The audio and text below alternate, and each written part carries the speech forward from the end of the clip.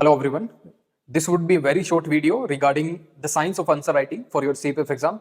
Now in the CPF exam, you are given around 6 topics, and out of the 6 topics, you have to write essay on the 4 topics. So this is not the challenge. This is not the challenge. Challenge is you need to write the whole picture in 300 words. For each essay, you are provided to write 300 words, but in the 300 words आप कैसे उसको manage करोगे, कैसे हर एक aspect को ऐसे touch करोगे, ये एक बहुत बड़ा चैलेंज रहता है। तो किस चीज को कितना आपको वर्ड लिमिट देना चाहिए, क्या उसका प्रेजेंटेशन होगा, फॉर्मेट क्या हो सकता है ऐसे का, क्या उसके अंदर डायग्राम यूज कर सकते हैं, क्या फ्लो चार्ट यूज कर सकते हैं, अंडरलाइनिंग कैसे करें, प्रेजेंटेशन कैसे करें, अगर केस स्टडी इंट्रोड्यूस करनी है तो कहां पे कर सकते हैं, रिपोर्ट कहां पे लिख सकते हैं, कंक्लूजन में कहां होगा। तो I think these things are the biggest challenge to write a very good essay in your CPF exam. Now first of all you need to understand the given topic. Topic किस तरह का है, उसकी tone कैसी है।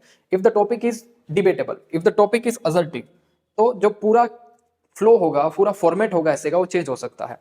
कई बार हमने देखा है, जैसे एक क्वेश्चन आपका एग्जाम में पूछा था, is modern man alienated from the nature, ये क्वेश्चन भी आपके एग्जाम में आया है। तो जिस भी टॉपिक के पीछे क्वेश्चन मार्क हो तो वो होता है आपका डिबेटेबल क्वेश्चन। एग्जामिनर भी इसमें क्या है, एग्जामिनर भी इसमें श्योर नहीं है, वो आपके ओपिनियन जानना चाहता है, उसको डिफरेंटली अप्रोच करेंगे। अभी जो इस पर्टिकुलर वीडियो के अंदर जो हम बताने वाला हूं वो है सिर्फ असर्टिव टॉपिक के बारे में। असर्टिव टॉपिक मींस जिसमें you are sure about the topic, कि जो टॉपिक में बोला गया है वो टॉपिक में रियलिटी है, वो टॉपिक में कुछ सब्सटेंस है, कुछ ट्रूथ है। उस टॉपिक की अगर हम बात करें तो in the end of the video I will talk about a real example. Last year in 2023, a topic was asked in CFF exam, that is cyber attack, a new kind of warfare. Cyber attack, a new kind of warfare. This topic was asked in CFF 2023. In the end of the video, I'll discuss it. ये topic को हम discuss करेंगे, introduction, main body and conclusion, पूरा आपको written form में दिखाऊंगा मैं कि कैसे आप इसको अप्रोच कर सकते थे। Now look at this format of answer writing. Now in the answer writing, first of all आपको पता होना चाहिए 300 वर्ड्स में आप इंट्रोडक्शन को कितना वर्ड डिनोट करोगे, मेन बॉडी को कितना और कंक्लूजन को कितना। ध्यान से सुनना, इंट्रोडक्शन के अंदर अगर मैं बात करूं, in the introduction itself 50 to 60 words in the introduction, 50 to 60 words आप यूज कर सकते हो इसमें। और depending upon the situation 50 to 60 words में either you can write some current events, आप करंट इवेंट से शुरुआत कर सकते हो। हमेशा मैं इससे रेकमेंड करता हूं कि करंट इवेंट से आप कोशिश कीजिए, स्टार्ट कीजिए। उसके साथ अगर हम बात करें, कुछ हिस्टोरिकल आप लिखना चाहते हो, हिस्टोरिकल एंगल अगर आप देना चाहते हो इंट्रोडक्शन में, अगर आप किसी कोर्ट से स्टार्ट करना चाहते हो या फिर किसी रिपोर्ट से स्टार्ट करना चाहते हो, कोई इंपॉर्टेंट रिपोर्ट है वो भी आप लिख सकते हो। Depending upon the topic, topic जिस तरह का होगा उसमें कई बार रिपोर्ट जस्टिफाई कर सकते हो, किसी टॉपिक में कोर्ट जस्टिफाई कर सकते हो। बट अगर आपका टॉपिक है फिलोसॉफिकल या फिर एब्स्ट्रैक्ट, उसमें कोर्ट से शुरुआत मत करना, क्योंकि वो कोर्ट से ही शुरुआत है, उसमें एक और कोर्ट से आप शुरुआत करोगे तो बैकफायर करेगा। हिस्टोरिकल में आप लिख सकते हो काफी चीजें। करंट इवेंट्स मेनली आप उन इंट्रोडक्शन के अंदर लिखिए जहां पे टॉपिक आपका इंटरनल सिक्योरिटी से हो, यहाँ पे टॉपिक आपका एनवायरमेंट से हो, वहां पे आपको बहुत अच्छा जस्टिफाई करेगा ये करंट इवेंट्स वाला part. Now moving towards the main body, अगर मेन बॉडी की बात करूं, ये आपका पूरा बेस है, मेन बॉडी आपकी पूरी फाउंडेशन है, क्योंकि मेन बॉडी के अंदर जो भी आप प्रॉब्लम्स को इंट्रोड्यूस करेंगे उन सभी प्रॉब्लम्स का कंक्लूजन करेंगे आप लास्ट के अंदर। ठीक है, मेन बॉडी में ये दिमाग में रखना है, जो भी प्रॉब्लम्स हमने इंट्रोड्यूस करी है कंक्लूजन में उसका सॉल्यूशन हमें देना है। This is a very basic way of writing any essay, और ये बहुत काम भी करता है, बहुत ज्यादा काम करता है। इसमें आपकी जो राइटिंग स्पीड है बहुत अच्छी होगी और एक फ्लो से आप काम कर रहे होंगे। So main body, try to write at least 4 paragraphs. At least 4 paragraphs you need to write. So 4 paragraphs, each paragraph consists of at least 40 to 50 words. So you need to write around 4 paragraphs, each paragraphs of around 40 to 50 words, 40 to 50 words, and हर एक paragraph जो होगा different dimensions का होगा, और हर एक paragraph को आपको support करने के लिए either you can right any case study, either you can right any particular incident, real incident लिख सकते हो, नेशनल और इंटरनेशनल इंपॉर्टेंस का, डिपेंडिंग आपने उस पर्टिकुलर बॉडी के अंदर जो पैराग्राफ इंट्रोड्यूस किया है उस पैराग्राफ की आप देखोगे अप्रोच क्या है, उस हिसाब से आप उसको जस्टिफाई करेंगे।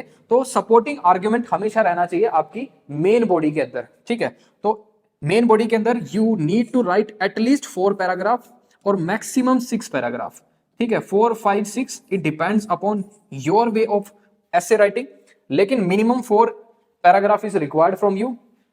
अगर सपोज कीजिए आप हर एक में 40 to 50 वर्ड्स के 4 पैराग्राफ लिखते हैं, suppose in this case 40 to 50 words on an average, आपने शुरुआत में 50 वर्ड्स का इंट्रोडक्शन लिखा, then you have written 50 words of paragraph in the main body. इससे क्या पता लगेगा, आपने 200 वर्ड्स यहाँ पे यूज कर लिए हैं, 50 वर्ड्स यहाँ पे यूज कर लिए हैं, then you are only left with the 50 words. Conclusion में फिर आप क्या लिखेंगे, 50 वर्ड्स से कंक्लूड करेंगे। सो कंक्लूजन के अंदर अगर मैं बात करूं, कंक्लूजन के अंदर, now in conclusion two things should be kept in mind. First, आपको कंक्लूजन के अंदर ऑप्टिमिस्टिक रहना, ये सब बताएंगे। दूसरा, ऑप्टिमिस्टिक रहने से पहले आपने जो यहाँ पे प्रॉब्लम इंट्रोड्यूस करी है मेन बॉडी के अंदर, पैराग्राफ नंबर 1, 2, 3, 4, कुछ ना कुछ आपने इसमें प्रॉब्लम्स बताई होंगी कि देश के अंदर ये इशू है, अगर इंडियन सोसाइटी का इशू है तो वो बताया होगा, विमेन से रिलेटेड कोई टॉपिक है तो वो बताया होगा। तो वहां पे आपको उन प्रॉब्लम्स को समराइज करके उनका सॉल्यूशन जो है कंक्लूजन में लिखना पड़ेगा। So one can be a conclusion of given problems in the main body, given problems,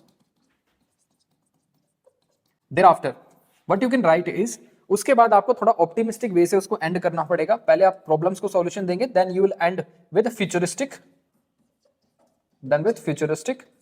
solution, right? So in this way you can approach it. Now I'll show you a real example, the cyber attacks, a new kind of warfare. Now see, cyber attack, a new kind of warfare. This question was asked in CFF exam in 2023.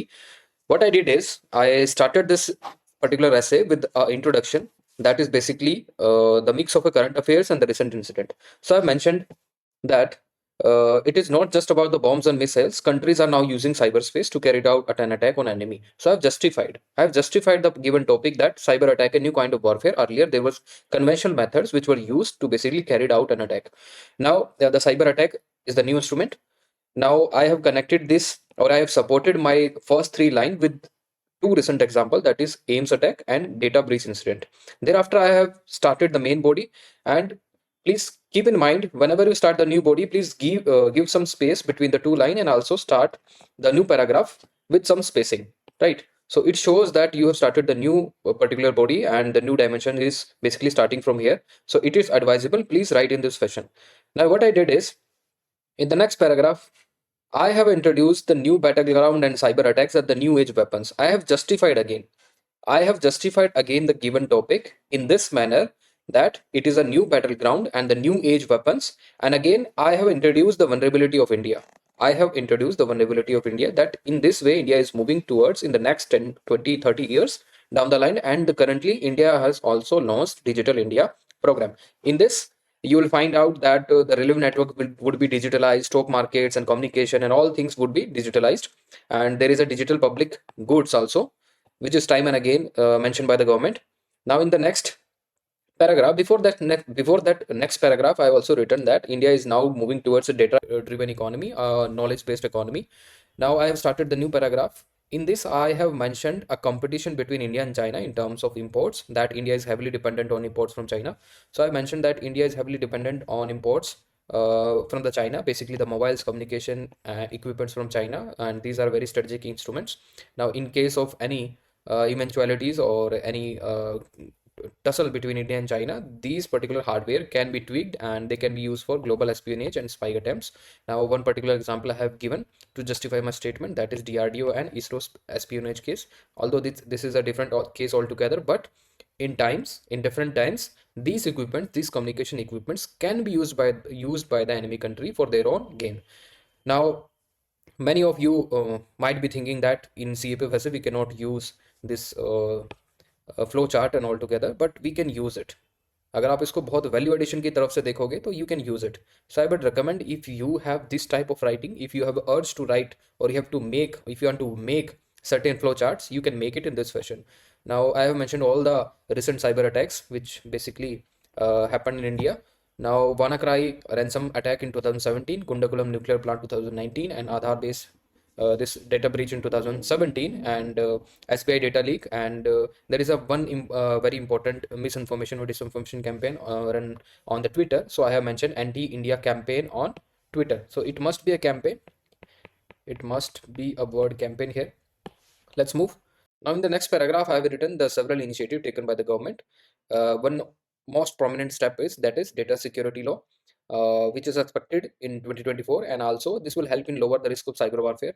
And there are multiple examples also. That's National Critical Information Infrastructure Protection Center, NCIIPC, and National Cyber Security Coordination Center is there. And there is a one important emergency response team, that is computer emergency response team under Ministry of Electronics and Information Technology.